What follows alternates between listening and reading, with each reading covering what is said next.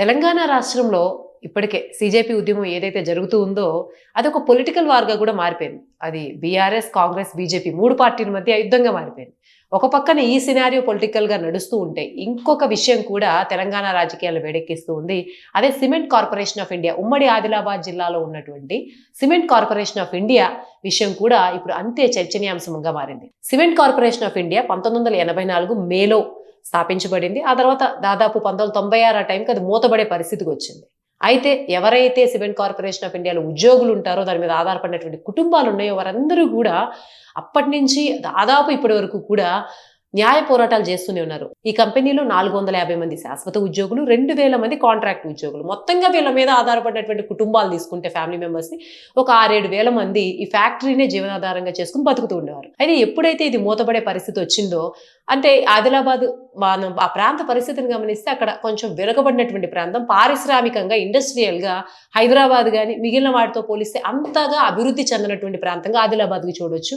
ఇంకొకటి, ఇక్కడ ఉన్నటువంటి ఏదైతే సిమెంట్ ఫ్యాక్టరీలో ఉందో దాంట్లో సమృద్ధిగా సున్నం నిల్వలు ఉన్నాయి. ఇప్పుడు మ్యానుఫ్యాక్చరింగ్ సెక్టర్ ఏదైతే ఉందో అది డెవలప్ అవుతూ ఉంది. మరి ఇప్పుడు తెలంగాణ కూడా విస్తృతంగా పెరుగుతున్న క్రమంలో ఈ సిమెంట్ ఫ్యాక్టరీ అనేది కనుక మళ్ళీ పునరుద్ధరించబడితే ఇంకా ఇంతమందికి ఉపాధి వస్తుంది. అలాగే అది ఆల్రెడీ వెనకబడిన ప్రాంతం ఉన్న ఒక పెద్ద పరిశ్రమ కనుక మూతపడితే అక్కడ ఉన్న వాళ్ళు దాదాపు 300 కిలోమీటర్ల దూరం హైదరాబాద్కి రావాలన్నా, సో ఇక్కడికి ఆ యువత ఇక్కడికి వచ్చి ఉద్యోగాలు వెతుక్కోవాలంటే అయితే హైదరాబాద్కి రావాలి, లేకపోతే గల్ఫ్ నేషన్స్కి వెళ్ళాలి. చదువు లేని వాళ్ళైతే వేరేవి కూడా చూసుకోవాల్సినటువంటి పరిస్థితి ఏర్పడుతుంది.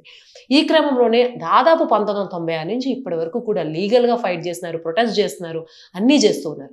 అయితే బీఆర్ఎస్ ప్రభుత్వం, కాంగ్రెస్ ప్రభుత్వం రెండూ కూడా ఆదిలాబాద్ ప్రాంత వాసులకు హామీ ఇచ్చింది. ఇది సిమెంట్ కార్పొరేషన్ ఆఫ్ ఇండియా అనేది కేంద్ర ప్రభుత్వం నడిపిస్తున్నప్పటికీ తాము కన్విన్స్ చేస్తాము, ఆ ఫ్యాక్టరీ మూతపడకుండా చేస్తాం, ఏదో పునరుద్ధీకరణ చేస్తామని ఓట్ల కోసమో దేనికోసమో మొత్తానికైతే హామీలు ఇచ్చాయి. బీఆర్ఎస్ ప్రభుత్వం అధికారంలోకి వచ్చిన తర్వాత కేంద్ర ప్రభుత్వానికి లేఖ రాసింది. దానికి కావాల్సిన స్థలం కానీ, విద్యుత్ కానీ, వాటర్ ఫెసిలిటీస్ కానీ ఇవి మేము ఏర్పాటు చేస్తాము, దయచేసి ఫ్యాక్టరీని అయితే ముయ్యొద్దని చెప్పేసి కేంద్ర ప్రభుత్వానికి లేఖ రాసింది. అయితే అప్పుడు కూడా రెస్పాన్స్ పాజిటివ్గా లేదు. తర్వాత కాంగ్రెస్ ప్రభుత్వం అధికారంలోకి వచ్చిన తర్వాత కూడా అదే ధోరణి కొనసాగుతూ ఉంది. ఇప్పుడు ఏదైతే ఆ సిమెంట్ ఫ్యాక్టరీ ఆఫ్ ఇండియా యొక్క మెషిన్స్ అవన్నీ ఉంటాయి, వాటిని స్క్రాప్ కింద మార్చేసేటువంటి టెండర్స్కి సెంట్రల్ గవర్నమెంట్ పిలుపునివ్వడంతో ఇప్పుడు నిరసనలు మళ్ళీ మొదలయ్యాయి. ఓవరాల్గా చూస్తే ఇది కేవలం ఒక ఫ్యాక్టరీ మూతపడిపోవడమే కాదు, ఆదిలాబాద్ లాంటి వెనకబడిన ప్రాంతంలో ఒక పెద్ద ఫ్యాక్టరీ ఉనికి అన్నది ఆ ప్రాంతానికి చాలా అవసరమైనటువంటి విషయం.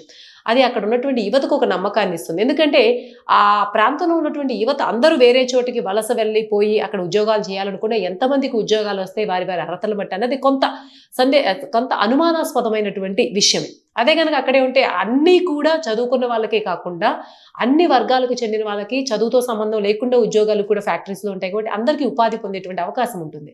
అందులోనూ అక్కడ నుంచి ఐదర్ హైదరాబాద్కి వలస వెళ్ళాలి, లేకపోతే గల్ఫ్ నేషన్స్, వేరే నేషన్స్కి వెళ్ళాల్సినటువంటి పరిస్థితి. అయితే ఇప్పుడు చుట్టూ ఉన్నటువంటి అనిశ్చిత పరిస్థితులు చూస్తూ ఉంటే హైదరాబాద్లో కూడా లే ఆఫ్స్ ఎక్కువ జరుగుతూ ఉన్నాయి. అలాగే ప్రపంచ వ్యాప్తంగా మనం చూసుకుంటే ఒక పక్కన అమెరికా ట్రంప్ కమెంట్స్ కావచ్చు, ట్రంప్ ఉన్నటువంటి నేపథ్యంలో ఇంకా పెరుగుతూ ఉండవు. ఇరాన్ ఇజ్రాయెల్ యుద్ధం రోజు రోజుకి ఉధృతం అవడమే తప్ప ఒక రకమైనటువంటి శాంతి అనేది రాకపోతే ఇవంతా కూడా ఉద్యోగాల పరిస్థితుల్లో హైదరాబాద్ లాంటి ప్రాంతాల్లో కూడా ఎక్కువ అనిశ్చితిని పెంచుతూ ఉన్నాయి అని హైదరాబాద్ లాంటి ప్రాంతంలో కూడా ఒక రకమైనటువంటి అనుమానాన్ని కలిగిస్తుంది ఇక్కడ ఉన్న వాళ్ళకి. మరి ఆదిలాబాద్ లాంటి వెనుకబడిన ప్రాంతంలో అసలు ఇప్పటికే ఎక్కువ పరిశ్రమలు లేని విషయంలో ఉన్న పరిశ్రమలు కూడా మూసేస్తే అక్కడ ఉన్న వాళ్ళు ఏమవుతారు అన్నది వాళ్ళు చేసినటువంటి ఉద్యమకారులు లేవనెత్తుతున్నటువంటి ప్రశ్న. మరి ఇదైతే రెండు అటు కాంగ్రెస్ గవర్నమెంట్ చేతిలో కానీ, ఇటు బీఆర్ఎస్ గవర్నమెంట్ చేతిలో కానీ లేని విషయమైనప్పటికీ కేంద్రంలో ఉన్న ప్రభుత్వంతో ఎలాగో చెప్పి ఆపించే ప్రయత్నం కూడా ఈ రెండు పార్టీలు చేయలేవు అనేటువంటి విమర్శ అయితే అక్కడ ఉన్నటువంటి ఆదిలాబాద్ వాసుల్లో ఉంది. అలాగే ఫ్యాక్టరీలో పనిచేసే వాళ్ళు ఇంకా తీవ్రంగా ఉంది. ఏదైతే 6-7 వేల కుటుంబాలు ఉన్నాయో, మరి ఒక పక్కన బీఆర్ఎస్ ఫెయిల్ అయింది. ఇప్పటికే రేవంత్ రెడ్డి ఎన్నో విషయాల్లో, అంటే సీజేపీ ఉద్యమం కావచ్చు, ధర్మేంద్ర ప్రధాన్ కావచ్చు, ఆఖరికి నీట్ లాంటి విషయంలో సడక్ టు సంసద్ లాంటి ఉద్యమం చేస్తారని ఆయన ప్రకటించారు. కానీ ఈ ఆదిలాబాద్ లాంటి విషయంలో ఎటువంటి స్పందన ఆయన చూపించకపోవడం, వారి వైపు అట్లీస్ట్ తను ఏమి చేయలేకపోయినా వారి కోసం నిలబడ్డానన్నటువంటి ఒక సంకేతాన్ని కూడా ప్రజలకు పంపించకపోవడం మాత్రం ఒక నిరాశనైతే అక్కడ కలిగిస్తూ ఉంది. ఏదేమైనప్పటికీ దీని తర్వాతి పరిణామాలు ఎలా ఉంటాయో వేచి చూడాల్సిందే.